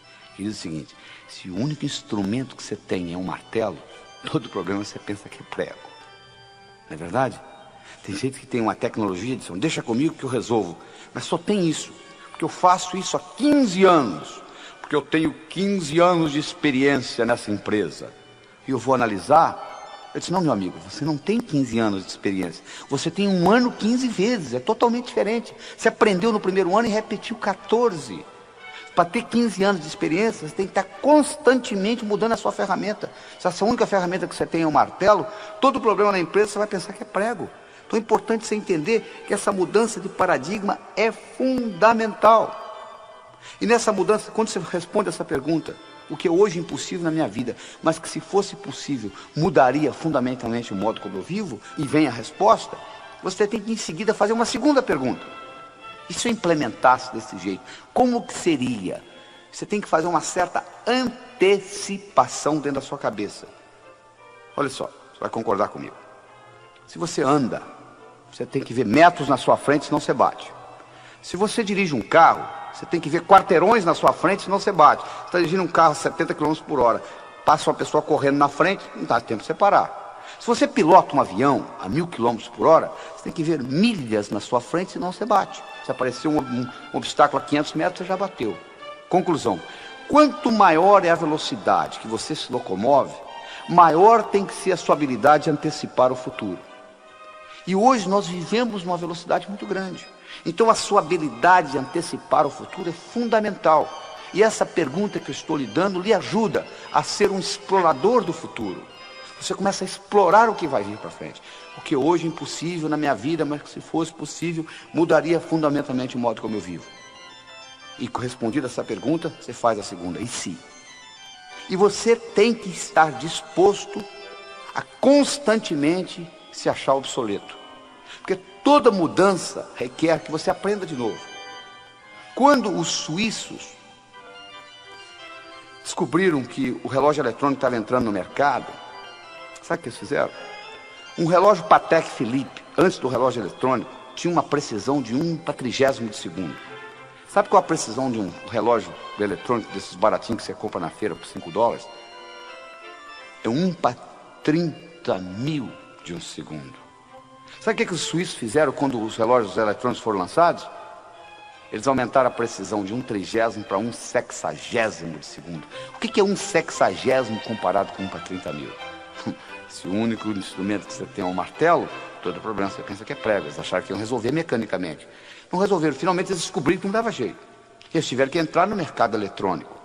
Quando os suíços decidiram entrar no mercado eletrônico, eles tiveram que voltar a estaca zero. Toda vez que você muda um paradigma, você tem que voltar a estaca zero. Eles tiveram que aprender eletrônica com os japoneses e os americanos. Então, todas as vezes que você faz uma mudança de paradigma, você tem que voltar à estaca zero. Você tem que admitir que você é obsoleto naquilo. É importante você entender isso. O único jeito de você crescer, você diz, eu estou obsoleto nisso, deixa eu aprender com quem sabe. Mas tem gente que é arrogante. Arrogância é cegueira cognitiva. Há, por exemplo, uma grande mudança de paradigmas no mercado, por exemplo, de gerenciamento. Antigamente, o bom gerente era o cara que resolvia problemas e reagia à situação. Hoje, o bom gerente é um indivíduo que antecipa o futuro. Ele questiona o que está para vir e ele identifica oportunidades. É para isso que você ganha, para identificar oportunidades. Isso é importante você entender. E outra coisa importante de você mudar o paradigma é você entender, existe uma metáfora criada por Paul Cordes e Dodd Lynch nos Estados Unidos, onde eles fazem uma comparação seguinte, que você pode viver a sua vida em 3 tipos de estratégias diferentes. Você pode ser uma carpa, um tubarão ou um golfinho. Carpa é aquele indivíduo que é a vítima do mundo. Coitado de mim, estou sofrendo. Eles fizeram isso comigo. O tubarão é o indivíduo que está engolindo os outros. É sempre do jeito dele.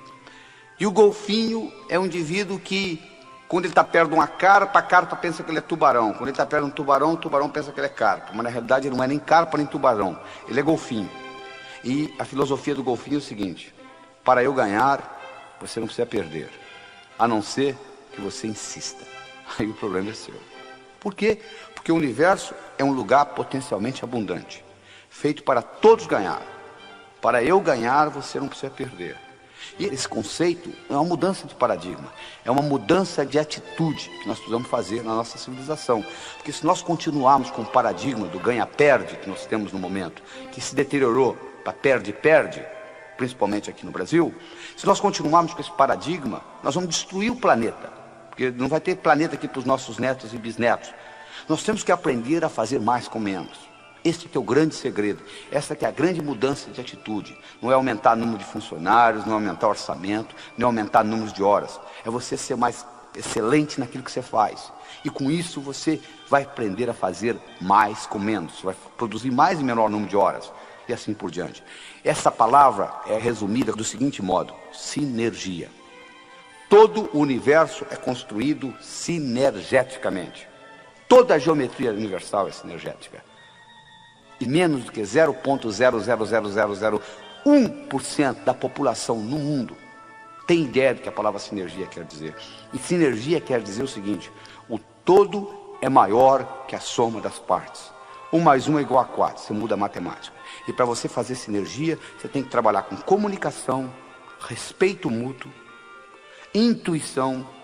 E nesse processo de vários cérebros, nesse network, nessa combinação, a somatória do time é maior do que cada indivíduo individualmente. Isso é uma mudança de paradigma essencial para a sobrevivência do planeta. Então, no momento que você muda essa atitude, que você passa a ter a atitude que para eu ganhar você não precisa perder, a não ser que você insista, você muda a sua percepção com relação ao universo. E por incrível que pareça, quando você passa a jogar o jogo do ganha-ganha, você vai ter mais chances de ganhar também e ser mais bem sucedido na vida. O Napoleão Hill mostrou que aqueles indivíduos que começaram pobres e se tornaram ricos, eles descobriram esse processo, descobriram o processo do ganha-ganha. Então todo mundo ganhando. E com isso nós terminamos essa parte da atitude. Então lembre-se do seguinte: o que é importante não é o que acontece com você, mas como você responde ao que acontece com você. Nós falamos no começo desse programa, nós íamos discutir 6 características que fazem a diferença. A diferença que faz a diferença entre um indivíduo bem-sucedido e um indivíduo que batalha, não consegue chegar a lugar nenhum. Nós vamos discutir agora as 2 restantes: trabalho e ambição. Vamos começar com o trabalho. O único lugar que eu conheço que sucesso vem antes de trabalho é no dicionário. Sucesso é com S, trabalho é com T. Por outro lado, trabalho sozinho não traz sucesso. Olha o operário de fábrica. Ele levanta cedo, carrega uma marmita com ele, trabalha o dia todo, volta para casa à noite, faz isso anos e anos e anos e aposenta com salário mínimo. Sucesso só vem antes de trabalho no dicionário. Trabalho sozinho não traz sucesso. Onde que está o segredo? Isso é que você vai aprender agora. O segredo está no seguinte: para você ser bem-sucedido, você tem que fazer as coisas acontecerem. Tem que gerar ação. Só que o bonito é que, para fazer acontecer, não significa necessariamente que você as faça. Escutou bem? Fazer acontecer não significa que você tenha de fazê-las. Existe uma coisa chamada delegação. Uma palavra bonita que pouca gente entende o significado. Eu vou explicar para você aqui qual o significado da palavra delegação. Delegação significa o seguinte: eu vou solicitar a alguém fazer no meu lugar, alguém este que eu sei de antemão que vai fazer pior do que eu faço. Eu já sei de antemão. E vou solicitar por duas razões. Primeiro, porque eu, delegando, vai me dar tempo livre para fazer outras coisas mais importantes. E segundo, tão importante quanto a primeira, eu vou dar ao outro indivíduo a oportunidade de crescer. Você chegou onde você chegou na sua profissão porque alguém delegou alguma coisa, alguém deixou você fazer antes de você estar bom naquilo. Então, quando eu delego alguma coisa para alguém, de antemão eu sei que a pessoa vai fazer pior do que eu. Mas mesmo assim eu delego. Eu delego porque eu dou a ela a oportunidade de melhorar. E ao mesmo tempo eu me libero para poder fazer as coisas mais importantes. É importante você entender isso. Porque o que realmente dá resultado no mundo é você ter ideias abstratas e implementá-las. Quanto mais abstrata for a sua ideia e implementada, que ter só ideia também não adianta, mais rendimento você vai ter. Se eu tiver uma ideia sobre transportes, vai gerar mais dinheiro do que se eu tiver uma ideia sobre carros. Que vai me dar mais dinheiro se eu tiver uma ideia sobre Ford. Que vai me dar mais dinheiro se eu tiver uma ideia sobre Del Rey. Que vai me dar mais dinheiro do que se eu tiver uma ideia sobre rodas do Del Rey. Então, quanto mais abstrata, mais hierarquicamente superior for a ideia e implementada, mais rendimento ela vai ter. E quando eu crio uma ideia muito grande, eu não tenho condições de implementá-la sozinho. Eu preciso de uma equipe, eu preciso de delegação. Eu sei que gente vai fazer errado. Então é importante você entender esta característica. É importante também você entender, se você trabalha para alguém, que o maior erro que um indivíduo pode cometer na vida é pensar que ele trabalha para os outros. Você não trabalha para ninguém, meu amigo. Você pode até ter alguém que lhe dê um salário no fim do mês, alguém que lhe pague uma secretária, que tem um telefone, etc. Mas na realidade, você está sempre trabalhando para você.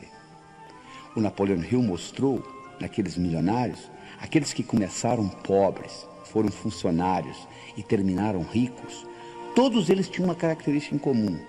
Eles trabalhavam como se a empresa fosse deles.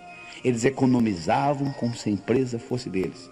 Eles administravam como se a empresa fosse deles.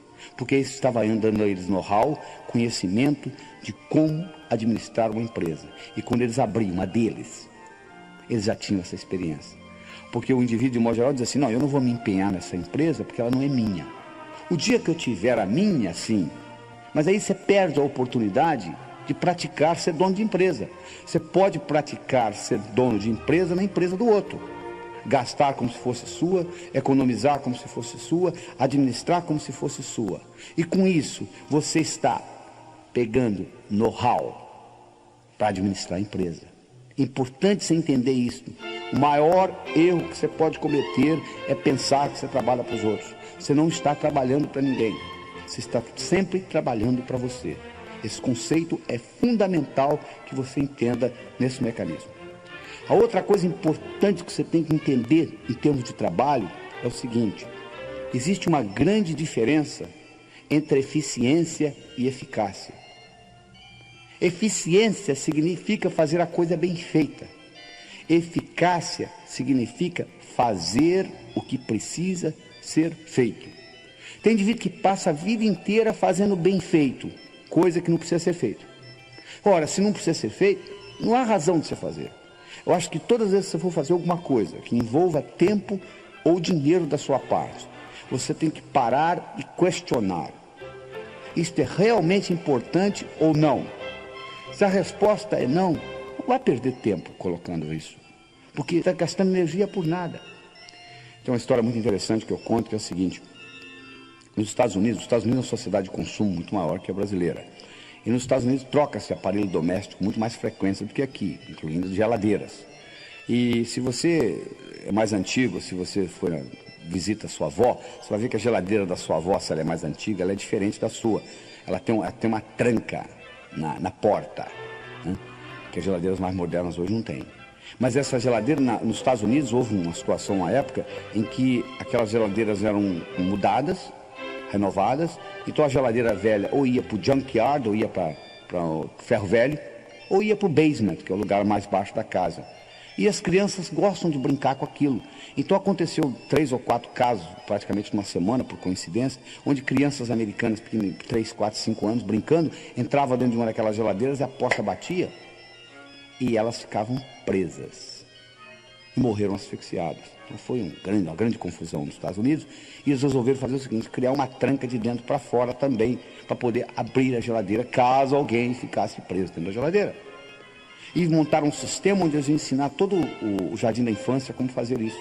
Nós estava prontinho para começar, veio um sujeito e disse, para, não precisa nada disso. Coloca um imã na porta da geladeira, como você tem hoje na sua casa. Quando a porta fecha, o imã segura. Se alguém ficar preso lá dentro, é só empurrar com o pé, abre. O cara disse, mas eu já estou com tudo montado para ensinar. Disse, mas não precisa. Olha a diferença. Eficiência. Eu estou com tudo montado para ensinar a todas as crianças do jardim da infância como abrir geladeira de dentro para fora. Eficácia. Não precisa. Então, eficiência é fazer bem feito. Eficácia é fazer o que precisa ser feito. Quando uma coisa é realmente importante, vale a pena fazê-la mal feita. Isso é que você tem que entender. Então, você tem que entender o seguinte, todas as vezes que você for fazer alguma coisa que vai requerer tempo ou dinheiro da sua parte, pergunte, isso é realmente necessário ou não? Se a resposta for não, não perca tempo. É importante você entender isso. É importante também você entender no seu trabalho que se você tem a função, se você quer ter a função de líder, existem certas características de liderança no trabalho. Por exemplo, o líder é um visionário. Ele tem uma visão. É importante você ter uma visão. E a visão geralmente tem que ser maior do que a instituição. Nunca pode ser uma visão de uma empresa ganhar dinheiro. Pode ser consequência. A empresa está lá para ganhar dinheiro. A empresa tem que ter lucro, senão tem que fechar. Mas não pode ser visão. Visão é importante, uma visão maior para servir a sociedade. E como consequência você ganha dinheiro. O indivíduo, para ser líder, tem que entender de realidade. Ele tem que saber qual que é o mercado. Porque se você não entender do mercado do seu produto, não tem jeito de você ir para frente. Então você tem que levar em consideração isso. Você tem que levar em consideração que você tem que ter coragem para implementar coisas, para transformar a realidade em visão. E todas as vezes que você falar alguma coisa, fizer alguma coisa, ou ser alguém no sentido de mudança, meu amigo, você vai ser criticado. Você tem que entender o seguinte, criticismo faz parte do sucesso. Você, para ser bem sucedido profissionalmente, você tem que estar disposto a ser criticado. Porque o único jeito, eu tenho uma fórmula mágica para você, você nunca será criticado na vida. É muito simples. Não fale nada, não faça nada, não seja ninguém. Porque no momento que você falar alguma coisa, no momento que você fizer alguma coisa, ou no momento que você for alguém, você vai ser criticado.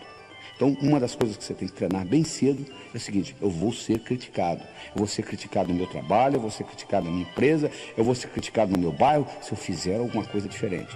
Toda vez que você sair fora do que eu chamo a boiada. O que eu chamo da boiada? Se tiver uma boiada, se um boi cair no buraco, você sabe que o outro que vem atrás cai também? Porque o boi, a única coisa que ele faz é olhar no traseiro do outro. Se um caiu no buraco, o outro cai.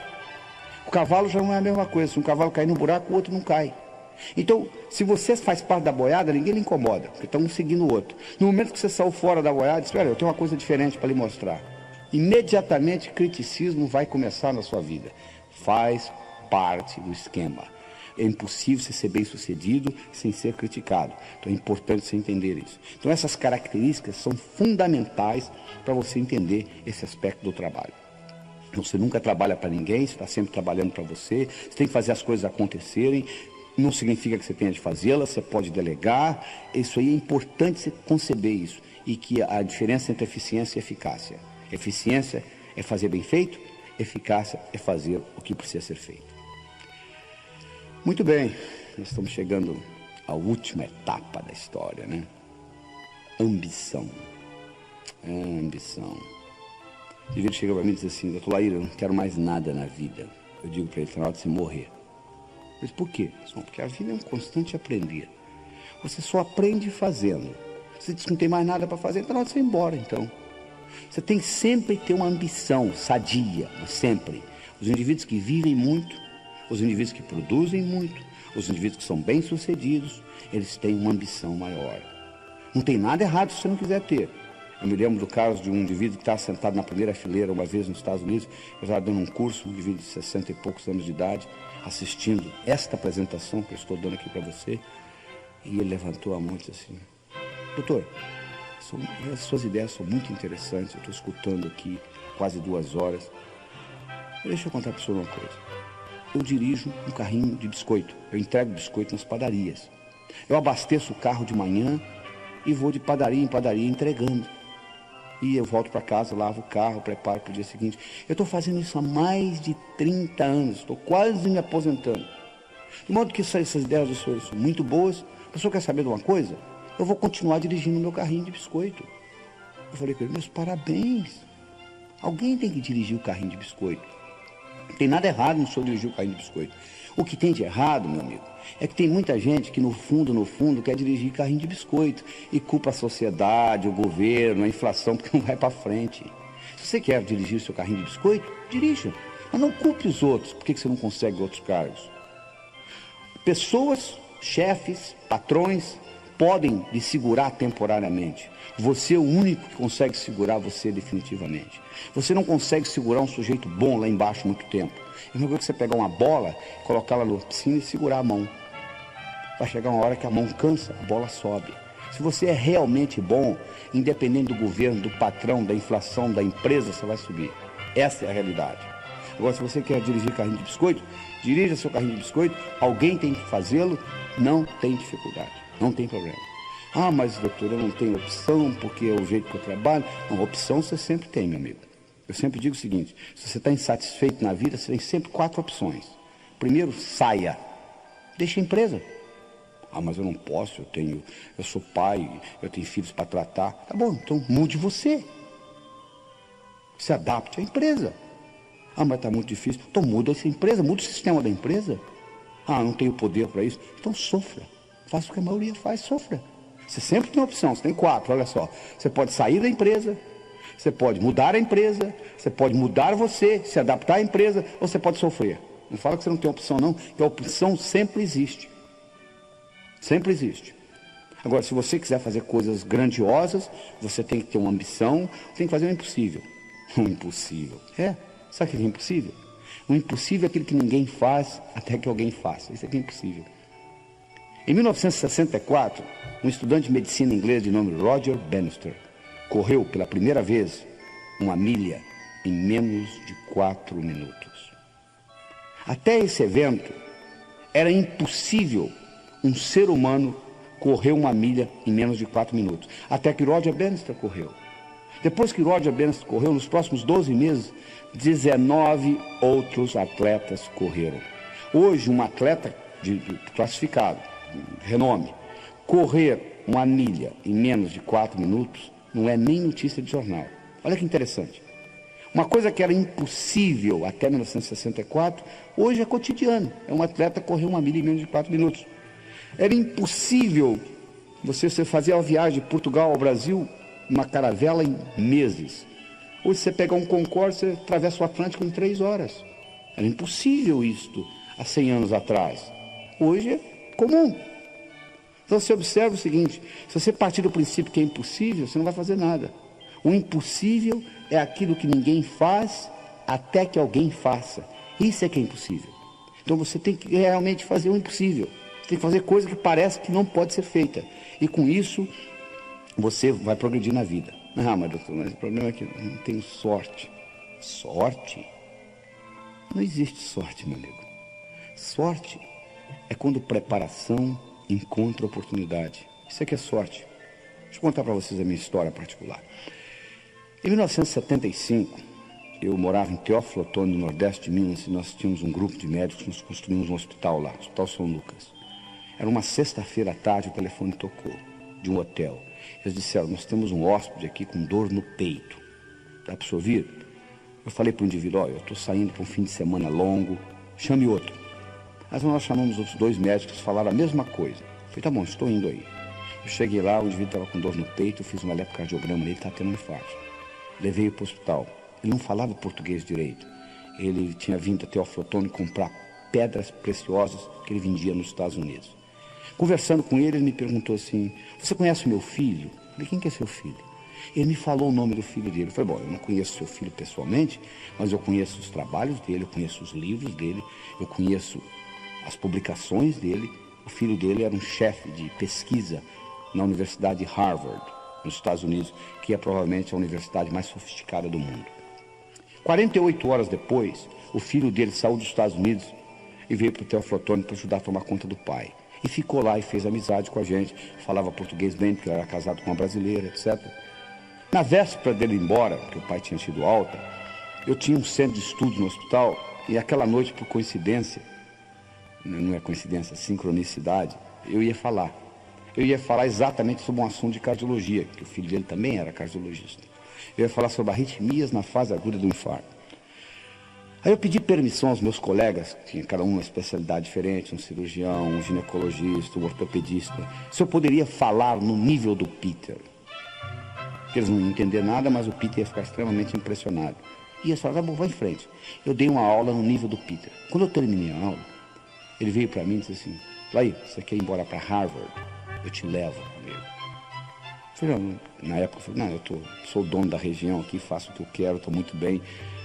Bom, o fato é que 6 meses depois, eu conversando com ele no telefone, e eu estava um pouco deprimido naquele dia, eu perguntei para ele, e aquela oferta que você me fez? Ele disse, continua de pé, você já tem validação do seu diploma aqui nos Estados Unidos, que eu tinha feito a prova passada, por que você não vem? Eu fui. Bom, eu fui de Teoflotone direto para Harvard. Quando eu voltava ao Brasil para fazer conferências nos congressos, os meus colegas de profissão diziam assim, Laí, você é um cara de sorte, hein? Eu falo, por quê? Você está lá no Nordeste, Minas, lá em Teoflotone, você é um sujeito lá de Harvard, vem, te leva com ele. Eu falei, sorte? Tinham 21 médicos na sala, por que não levou os outros 20? Sorte é quando preparação encontra oportunidade. Eu estava preparado e a oportunidade apareceu, é só isto. Não tem mais nada, não. Então esteja preparado, porque as oportunidades aparecem na sua vida. Só que o óbvio só é óbvio para a mente preparada. A oportunidade às vezes está no fundo do seu quintal, você não consegue distingui-la. O óbvio só é óbvio para a mente preparada. É importante você levar isso em consideração. Está entendendo? Então é isso que está aí, não existe sorte. Eu sempre digo o seguinte, quanto mais você pratica, mais sortudo você fica. Essa que é a verdade. Ah, mas doutor aí, eu tenho tantos problemas, se eu tivesse os problemas que eu tenho, problemas. Sabe que não tem problema, meu amigo? Pessoal que mora no cemitério. Fora isto, a vida é um problema atrás do outro. E eu não gosto de dar conselho, não, mas vou lhe aconselhar o seguinte. Não conte os seus problemas para os outros. Sabe por causa de quê? 80% não está nem aí. E 20% está feliz que você os tem. Tá bom? Perder tempo contar seus problemas para os outros. Problema faz parte do viver. O segredo não é você ficar sem problemas. O segredo é você encará-los de uma forma diferente. Os seus problemas são os seus melhores amigos. Deixa eu contar para vocês um problema que eu tive que fez uma diferença muito grande na minha vida. Quando eu tinha 12 anos de idade, o cachorro da minha vizinha sumiu. A vizinha veio e disse, Laí, você roubou o meu cachorro. Eu nem sabia que só tinha cachorro. Roubou, não roubou, roubou, não roubou. Ela foi no posto policial e deu parte. Eu fui chamado lá. Veio uma intimação para meu pai. Meu pai me apresentou a intimação e disse, Laí, estão me chamando no posto policial. Eu disse, papai, o senhor vai lá comigo? Eu disse, não, de jeito nenhum. Você vai sozinho. Papai, eu tenho 12 anos. Não, o problema é seu. Eu arrumei um tio, ele foi comigo. E eu comecei a arco-ir com um cabo ignorante que tinha lá, e roubou, não roubou, roubou, não roubou. E ele achou um atrevimento muito grande da minha parte, eu com 12 anos de idade estava discutindo com ele, e ele fez eu pagar o cachorro. Ele voltei para casa com uma multa, uma quantia que custava o cachorro, que eu tinha que pagar. Cheguei em casa e mostrei para meu pai, falei, entregaram isso lá. Ele falou, o problema é seu. Eu falei, papai, eu tenho 12 anos de idade. Eu disse, o que eu tenho com isso? Você tem que se virar.